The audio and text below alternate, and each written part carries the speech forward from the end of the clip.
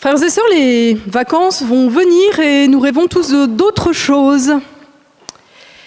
Et je suis sur une page Facebook qui parle des éco-villages. Je ne sais pas si vous connaissez ça. C'est des espèces de sociétés un peu alternatives, de lieux où on veut vivre différemment, dans le partage, l'écologie et tout ça. Et ce genre de projet, ça me fait un petit peu rêver quand même. Malheureusement, je ne peux pas partir habiter dans un éco-village ou dans une espèce de société alternative de ce genre parce que je dois habiter comme pasteur dans une église. Mais ça tombe bien parce que je ne sais pas si certains d'entre vous étaient là la semaine dernière quand on a vu ce passage d'Acte 2 où on voyait la première église comme une espèce de société merveilleuse, où tout le monde partageait, où on vivait dans une unité parfaite. Eh bien, l'église est appelée à être une société alternative, une société qui fonctionne selon d'autres règles que les règles de la société dans laquelle nous nous trouvons. La série de cet été, c'est l'Église comme, et aujourd'hui, nous plongerons dans la réalité des hippies du XXIe siècle, non de l'Église comme société alternative. Je vais vous lire Philippiens 2, versets 1 à 11, où il n'est pas question, comme dans Actes, de ce qu'on fait dans l'Église, mais de ce qu'on vit. Et on devrait vivre, d'après Paul, dans ce passage de belles choses dans l'Église. Je vous lis ce passage. S'il y a donc de l'encouragement en Christ, s'il y a de la consolation dans l'amour, s'il y a une communion de l'esprit, s'il y a de la tendresse et de la compassion, rendez ma joie parfaite en vivant en plein accord. Ayez un même amour, un même cœur, une unité de pensée. Ne faites rien par esprit de rivalité ou par désir d'une gloire sans valeur, mais avec humilité, considérez les autres comme supérieurs à vous-même. Que chacun de vous, au lieu de regarder à ses propres intérêts, regarde aussi à ceux des autres. Que votre attitude soit identique à celle de Jésus-Christ. Lui qui est de condition divine, il n'a pas regardé son égalité avec Dieu comme un butin à préserver, mais il s'est dépouillé lui-même en prenant une condition de serviteur, en devenant semblable aux êtres humains, reconnu comme un simple homme. Il s'est humilié lui-même en faisant preuve d'obéissance jusqu'à la mort, même la mort de la croix. C'est aussi pourquoi Dieu l'a élevé à la plus haute place et lui a donné le nom qui est au-dessus de tout nom, afin qu'au nom de Jésus, chacun plie le genou dans le ciel, sur la terre et sous la terre, et que toute langue reconnaisse que Jésus-Christ est le Seigneur, à la gloire de Dieu le Père. Amen. Alors Paul commence à nous parler de l'idéal de l'Église, un idéal qui est fait d'encouragement, de consolation, ce sont ces mots, de communion, de tendresse et de compassion. Il fait appel à cela parce que les Philippiens ont vécu cela dans l'Église. Il leur dit, voyez ce qu'on peut vivre dans l'Église. Et quand on pense à cela, je pense qu'aujourd'hui, on peut penser deux choses par rapport à cela. Le premier type de personne a des réactions désabusées. Ils se disent, moi, quand je suis allée dans l'église, je pensais vivre tout ça et puis je ne l'ai pas vécu. De toute façon, c'est impossible.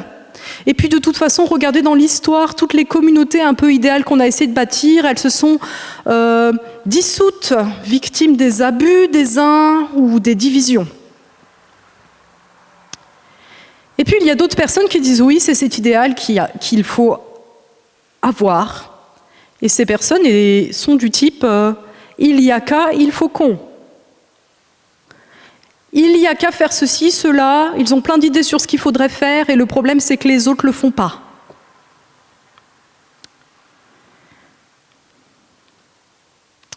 Alors cet idéal, nous le verrons aujourd'hui en relisant ce texte, cet idéal de l'Église, ce n'est pas un idéal qu'on impose humainement en imposant ses idées, ses idéaux humains aux autres, mais c'est quelque chose qui doit venir de notre cœur, de cœur ancré en Christ, en ce qu'il apporte, en ce qu'il a accompli. Premièrement, le problème, quel est le problème? C'est celui de notre cœur, c'est le problème de l'orgueil. Calvin, dans son commentaire de ce passage, dit qu'il y a en chaque homme un cœur de roi, un cœur qui veut tout ramener à lui, un cœur qui veut que tout se passe comme lui, il le veut, un cœur qui veut se mettre en avant, qui veut être admiré. Ainsi, de ce cœur mal orienté adviennent de souffrances, de pestes, dit-il. Ces deux pestes sont celles que désigne ici Paul. La première, l'esprit de rivalité ou l'ambition, et la seconde, la vaine gloire, la gloire sans valeur. Et nous allons voir ce que c'est un peu plus dans les détails. Nous connaissons bien ça, je vous assure. Premièrement, l'esprit de rivalité ou d'ambition. L'esprit de rivalité ou d'ambition, c'est ce qui fait que nous voulons que nos désirs à nous, nos rêves à nous, nos besoins à nous s'accomplissent. Nous voulons que les autres dans l'Église nous servent, que les choses aillent comme nous les voulons. Et cela pourrait être résumé par un autre mot qu'on appelle l'égocentrisme. On a l'impression d'être le centre du monde, on a l'impression que ce qu'on pense est bien et que nos besoins sont les seuls qui existent. Alors je vais essayer de donner des exemples parce que je pense vraiment qu'on est tous concernés, moi la première. On a vu ça dans le sketch qu'on avait fait avec les enfants là, il y a 2-3 semaines. Ça se manifeste par le fait qu'on veut que l'Église serve nos besoins. Chacun a sa petite volonté et chacun veut que l'Église accomplisse sa petite volonté. Voilà comment ça se manifeste globalement. Et plus profondément, eh bien, ça peut se manifester par des critiques. Voilà, je suis critique. Je vois tout ce qui ne va pas. Je dis que l'Église ne fait pas ça bien parce qu'elle ne fait pas ça comme moi je veux que ça se fasse. Et puis voilà, des critiques dans tous les sens, des critiques par derrière, etc. Ça se conclut aussi par un départ. Si on ne fait pas ce que moi je veux dans l'Église, eh bien je pars. On ne me donne pas la responsabilité que je veux, eh bien je pars. On n'ouvre pas le groupe que je veux, eh bien je pars. Et il y a des gens comme ça qui errent d'église en église toute leur vie parce qu'on ne leur donne jamais ce qu'eux, ils veulent. Et puis la troisième chose, je pense, qui peut advenir et qui peut être une manifestation concrète de cet esprit d'ambition, eh bien, c'est la fuite des difficultés. On ne va pas faire des choses difficiles. Dès que quelque chose sera difficile, on va l'éviter. Pourquoi? Parce que personne ne veut faire quelque chose de difficile. Et si on est concentré sur ce qu'on veut, eh bien, on ne veut pas des choses difficiles. Donc, on ne va pas faire les choses difficiles, on ne va faire que les choses faciles et on va exiger des autres qu'ils nous donnent ce que nous voulons. Alors vous voyez, à l'époque de Paul, c'était comme ça, c'est encore comme ça partout, dans la société, dans l'Église, on est tous comme ça, quelque part, moi la première. Et la société qui nous entoure nous pousse, je pense, de plus en plus à ça, parce que c'est une société de consommation, où les gens sont des clients qu'il faut satisfaire, et nous sommes habitués à nous comporter comme des clients qu'il faut satisfaire. Et même nous, comme Église, parfois, comme responsables, eh bien, nous considérons les gens comme des clients qu'il faut satisfaire. Eh bien non, nous ne sommes pas dans une société de consommation, nous sommes dans la communauté qui est l'Église. Et nous ne sommes pas son centre. Le centre de l'Église, ce n'est pas notre volonté, c'est la volonté de Dieu. Deuxièmement, le désir de vaine gloire, de gloire sans valeur, de gloire vide, ça c'est le désir d'être reconnu, d'être considéré comme quelqu'un, d'être regardé, d'avoir une place. C'est un peu ce qu'on pourrait appeler la vanité si on cherchait un synonyme. Et là j'ai trouvé plusieurs manifestations pratiques afin que nous nous sentions tous concernés. Il y a des personnes, on sait qu'elles sont vaniteuses, elles nous racontent toujours, elles parlent toujours d'elles, etc. Puis on peut se dire « Ah, moi je ne suis pas concernée ». Mais en fait, on est tous concernés par ça. Et je vais vous donner quelques exemples. Alors, quête de reconnaissance. On veut être reconnu, on veut être vu dans l'Église. C'est apparemment ce qui provoque souvent le fait qu'il y a beaucoup de personnes dans l'Église qui veulent être devant, la louange, etc. Enfin, je ne dis pas du tout que c'est parce qu'on fait la louange qu'on est vaniteux, hein, c'est pas ça que je veux dire. Mais il y a des places plus en vue, et puis souvent il y a beaucoup moins de monde qui veulent faire les toilettes, les trucs comme ça. On a envie d'avoir une place reconnue, on veut être vu.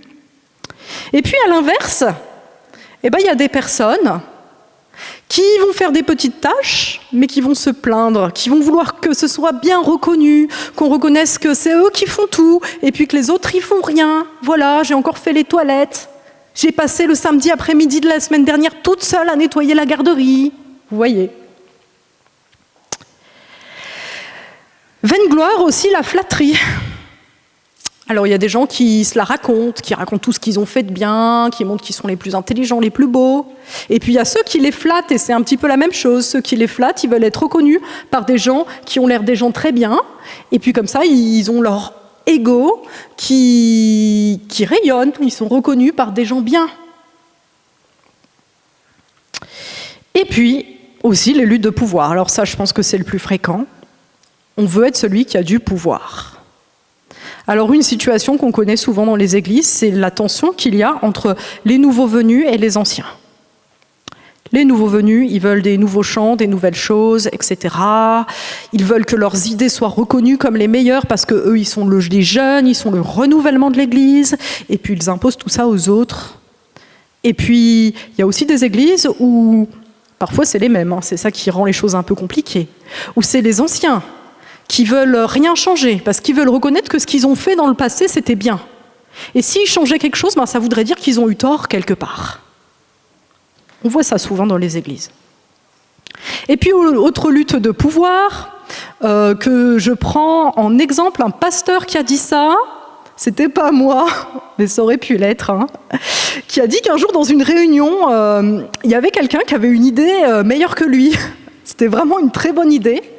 Mais juste par vanité, par vaine gloire, il n'a pas accepté que ce soit l'idée de cette personne et pas la sienne qui soit acceptée. Et alors ce pasteur a insisté pour que son idée passe alors qu'il savait bien que ce n'était pas la meilleure idée. Juste par vanité, juste pour avoir la gloire d'être le pasteur, celui qui décide. Et puis Dieu lui a montré son erreur et il s'en est repenti. Mais c'est quelque chose qui peut nous arriver à tous. Voilà. Donc là encore, la vaine gloire, quelque chose qui agit dans l'Église, dans la société, partout, déjà à l'époque de Paul, mais peut-être plus encore dans la nôtre, où nous avons un fort besoin de reconnaissance, nous avons besoin d'être quelqu'un. Dans notre société, en fait, on est coupé de notre famille, souvent, on est coupé de nos proches, et on doit se faire nous-mêmes. Avant, quand on était le fils de je sais pas quoi, du boulanger, eh bien on était le fils du boulanger pour tout le village. Et puis on devenait peut-être nous-mêmes boulangers. Maintenant, il faut qu'on se fabrique nous-mêmes. Et on a besoin de reconnaissance, en fait. On a besoin d'amour. Et dans nos sociétés où on voit pas grand monde, où on est un petit peu coupés les uns des autres, eh bien on peut chercher cet amour, cette reconnaissance dans les autres et aussi dans l'Église. Alors voilà, l'orgueil. L'orgueil qui fait qu'on tire la couverture à soi. Et comme tout le monde la tire, eh bien ça pose un problème. Ça cause des conflits dans tous les sens. Et parfois aussi, il n'y a pas de conflit, mais il y a un immobilisme. Personne n'ose rien faire parce qu'on sait qu'on va blesser des gens. Et il n'y a pas de conflit, mais c'est pas mieux. Parce que l'enjeu de cela, en fait, l'enjeu de ne pas être nous-mêmes des petits rois, c'est que le vrai roi règne, Jésus. Alors voilà le problème du cœur. Le problème de notre cœur, c'est ce problème-là qui fait que toutes les utopies qui ont essayé d'être mises en place n'ont pas fonctionné. Mais nous savons que cette maladie, elle peut être guérie par Jésus. Et c'est pour ça que Paul nous exhorte à toutes ces belles choses, à vivre toutes ces belles choses dans l'Église. La guérison de notre cœur, l'humilité.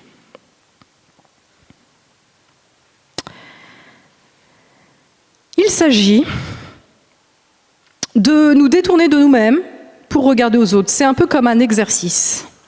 Un petit peu comme quand on va chez le kiné, il va nous tirer pour qu'on ait un petit peu de souplesse.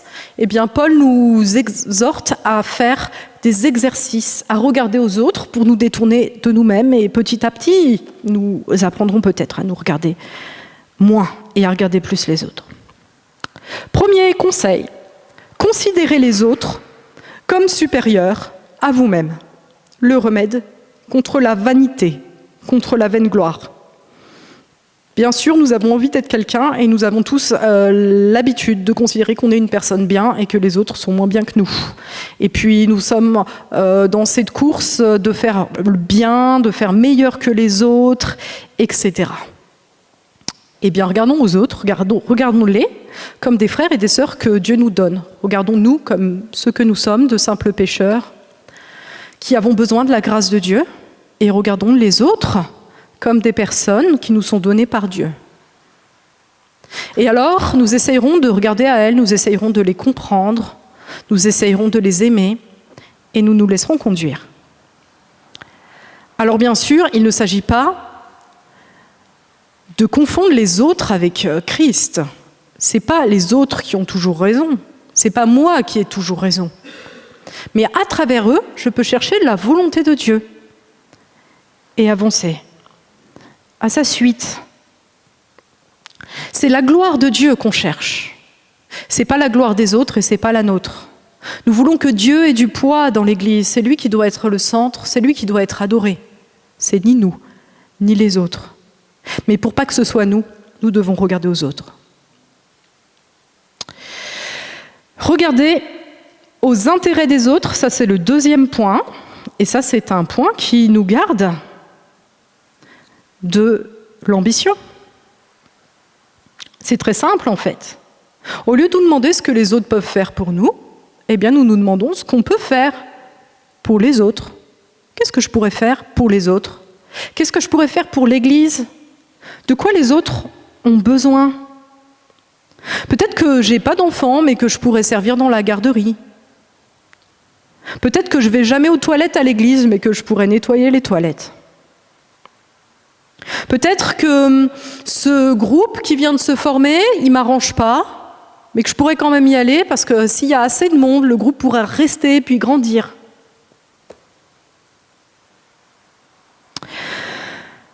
L'enjeu de ça, Paul le dit, c'est l'unité. Gros focus sur l'unité dans ce texte. Et c'est assez logique en fait.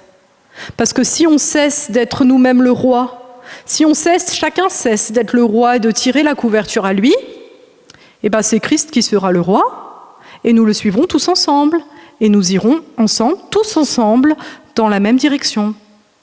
Quand nous devons prendre une décision dans l'Église, et que l'Église est divisée, méfions-nous. C'est certainement que nous ne sommes pas conduits par le berger. Alors recherchons la voie du berger. Détournons-nous de notre vanité, de notre égocentrisme, et demandons-lui de lui montrer le chemin. L'exemple nous est donné par Paul lui-même ici, en fait. Il est en prison. Il pourrait essayer de s'en vanter et de dire « Vous voyez, je suis en prison, je suis tellement malheureux pour vous, et puis j'aimerais bien sortir, s'il vous plaît, faites-moi sortir de la prison, regardez tout ce que j'ai fait. » Eh bien là, il ne fait pas ça, il dit qu'il pense aux Philippiens. Il pense aux Philippiens et il souhaite leur unité à eux. Et puis en retour, il n'exhorte pas les Philippiens à penser à eux-mêmes, mais à lui, à sa joie, la joie de Paul. Si nous pensons aux autres et si les autres pensent à nous, eh bien nous irons sous le regard de Christ unis. Maintenant, comment vivre cela ? Où puiser les ressources de cette marche ? Et là, nous avons ce chant qui est à la fin du passage et qui nous parle de Christ. Il nous parle de Christ en nous disant qu'il s'est abaissé et en nous le présentant comme un modèle. Il s'est fait serviteur, alors nous devons être serviteurs.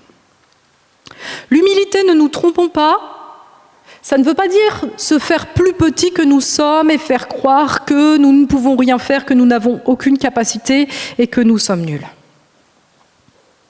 Ça, parfois, en fait, ça cache la vaine gloire. Et ça cache l'égocentrisme. Si je me fais passer pour le plus humble, pour qu'on remarque que je suis le plus humble de l'Église, eh bien, je suis dans la vaine gloire, les amis. Et si je dis tout le temps que je ne suis pas capable de nettoyer les toilettes, eh bien, en fait, je suis dans l'égocentrisme. Juste, je n'ai pas envie de nettoyer les toilettes, et donc je dis que je ne suis pas capable.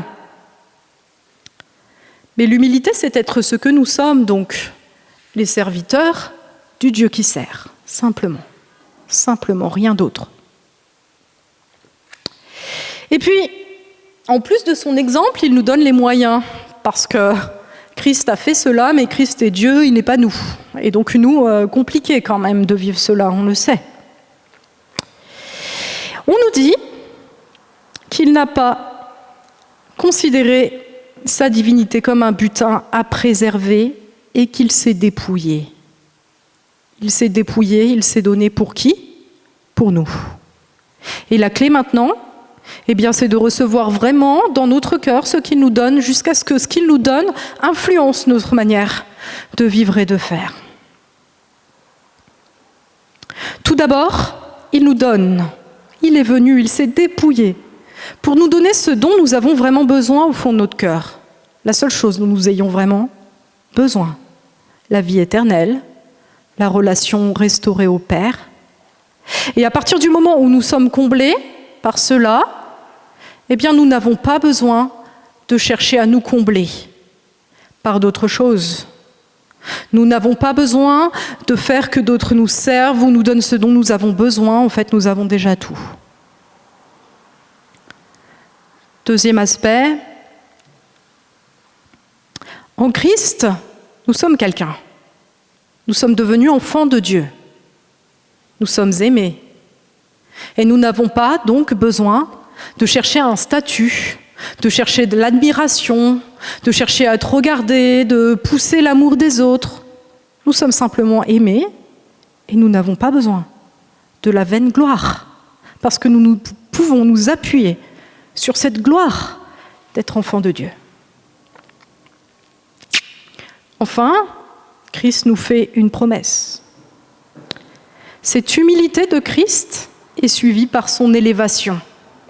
Dieu fait grâce aux humbles, nous dit la parole. Jésus s'est abaissé, il nous a servi, mais Dieu l'a élevé. Il est Seigneur maintenant. Et si nous poursuivons ce chemin de service, d'humilité, eh bien nous aurons quelques occasions de nous demander, d'accord, je vais servir les autres, mais qui va me servir ? Je vais donner, mais qui va me donner ? Est-ce que je ne vais pas me vider complètement et ne plus rien avoir ? Est-ce que je ne vais pas vivre tant de périodes de découragement que je cesserai d'espérer ? Eh bien, la promesse est là. Un jour, tout genou fléchira devant Christ. Et toi, son serviteur, eh bien, il te dira, tu es heureux. Et d'ailleurs, aujourd'hui même, nous sommes heureux.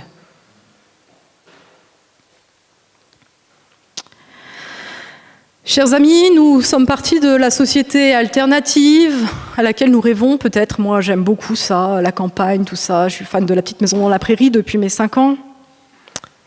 Et puis, il y a la vraie société, celle qui est malade. Et là, nous vivons un temps d'élection où la souffrance crie. La maladie se fait sentir. Une maladie qui vient de notre égocentrisme, de ce désir d'avoir plus, de ce désir qu'on nous donne à nous, plus qu'aux autres. Et c'est ce que nous a promis la politique. Les dernières années, tout le monde nous promettait plus de pouvoir d'achat, et ce pouvoir, on ne l'a pas. On a l'impression que les autres ont plus que nous, et on souffre, on voudrait plus. Et puis c'est un problème de vanité aussi, nous voudrions de la reconnaissance. Toutes les couches de la société ne se sentent pas reconnues. Ils ont l'impression que des autres ont plus de pouvoir. Ils ont l'impression que les autres sont plus aimés. et les gens sont frustrés et ils souffrent. Eh bien, frères et sœurs, cette maladie-là, ces pestes, viennent de nos cœurs et aucun parti politique ne pourra jamais régler ce problème. Mais il y a l'Église, cette société différente, cette société alternative, qui n'est pas un paradis pour les saints, nous le savons, mais qui est un hôpital pour les pécheurs. Et maître de cette Église, Seigneur, il y a Jésus. Il veut guérir nos cœurs. Amen.